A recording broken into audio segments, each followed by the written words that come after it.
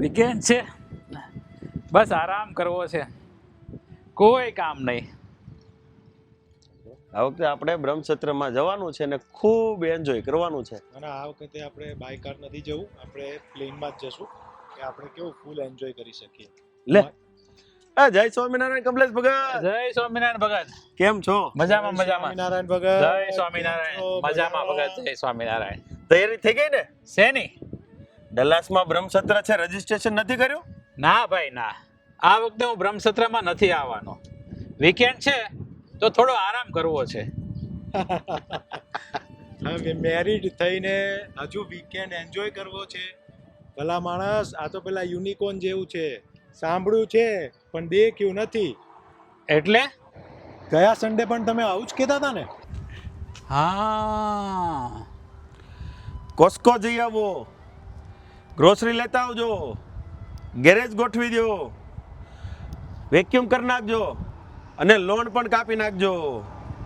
અરે યાર, આ બધું કેમ યાદ અપાવો છો? એવું તો ત્યાં શું ખાસ છે? ઘરે રહેશો તો ટુ ડુ લિસ્ટ મળશે, બ્રહ્મસત્રમાં આવશો તો ડિવાઇન લિસ્ટ મળશે. બ્રહ્મસત્રમાં મહાન સ્વામીની પ્રેરણાદાયી વાતો છે, સંતોનો દિવ્ય સંગ, સત્સંગનો રંગ છે, રાસ ધમાલ છે, મસ્ત ડ્રામા અને પ્રવૃત્તિઓ અને હજારો હરિભક્તોનો સંગ. એટલે ત્યાં આનંદ છે, હા મિત્રો છે હા, અને પ્રસાદ તો હશે ને? હા અને ઘરે કોસ્કો, વેક્યુમ. ગરાજ. બસ ભાઈ બસ, રજીસ્ટ્રેશનની લિંક મોકલો. કોસ્કો તો દર મહિને આવે છે અને ઘરના કામ ક્યારે પણ પતવાના નથી.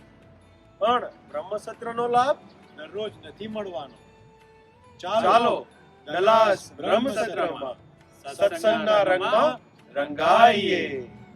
જય સ્વામિનારાયણ.